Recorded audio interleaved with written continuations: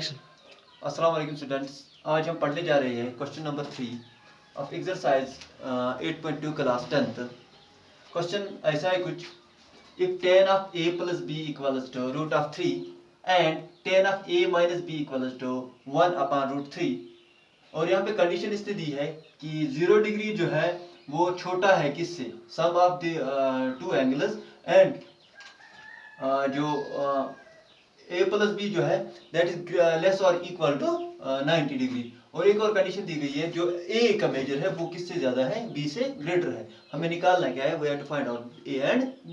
देखो given information में क्या दिया गया है, tan of a plus b equal to root of 3 और tan of a minus b equal to 1 upon root 3। देखो सॉल्यूशन जब मैं लिखूंगा, हाउ टू सॉल्व इट, देखो बच्चे मैं लिखूंगा, it is given that,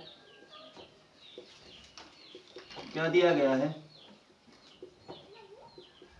tan of a plus b equals to root of 3। अब देखो यहाँ पे इसी पे नजर डालो, रूट ऑफ 3 tan के किस स्पेसिफिक रेशियो, किस स्पेसिफिक एंगल का वैल्यू होता है। मैं देखूं तो tan of 60 degree equal to root of 3। Okay guys, हाँ सबको पता है ना, टेबल चेक कर सकते हो, ट्रिक भी सीखी हम। तो फिर मैं यहाँ पे लिख सकता हूँ, और tan of a plus b equal to, इसके बदले tan of 60 degree. Okay guys, लिख सकता हूँ ना, क्यों, इसका रीजन क्या है, because tan of 60 degree equal to root of 3, this is the value. Okay guys, अब देखो tan और tan कैंसिल होगा या नहीं होगा, हाँ लेफ्ट हैंड साइड में भी है, राइट हैंड साइड में भी, तो a प्लस b किसके बराबर निकलेगा, 60 degree. This will be my equation first. Okay guys, अब देखो आल्सो, और क्या दिया गया है, tan of a minus b equals to 1 upon root of 3। अब देखो नजर डालो, 1 अपॉन रूट ऑफ 3 tan के किस स्पेसिफिक एंगल का वैल्यू होता है। तो मैं आगे देखूं, tan of 30 degree equals to 1 upon root of 3। Okay guys, ठीक है। तो मैं यहाँ पे क्या लिख सकता हूँ, और tan of a minus b, tan of a minus b equal, इसके बदले tan of 30 degree. Reason, because tan of 30 degree equal to 1 upon root of 3। Okay guys, अब देखो लेफ्ट हैंड साइड में भी tan और राइट हैंड साइड में भी tan cancel होगा, तो a माइनस b किसके बराबर होगा 30 degree. This will B equation 7। अब ठीक है, अब नजर डालो पहली इक्वेशन और दूसरी इक्वेशन पे। पहली इक्वेशन में a पॉजिटिव, दूसरी में a पॉजिटिव, पहली में b पॉजिटिव, दूसरी में b नेगेटिव, और 60 और 90। अगर हम ऐड करेंगे दोनों इक्वेशंस को, मैं करूंगा एडिंग फर्स्ट एंड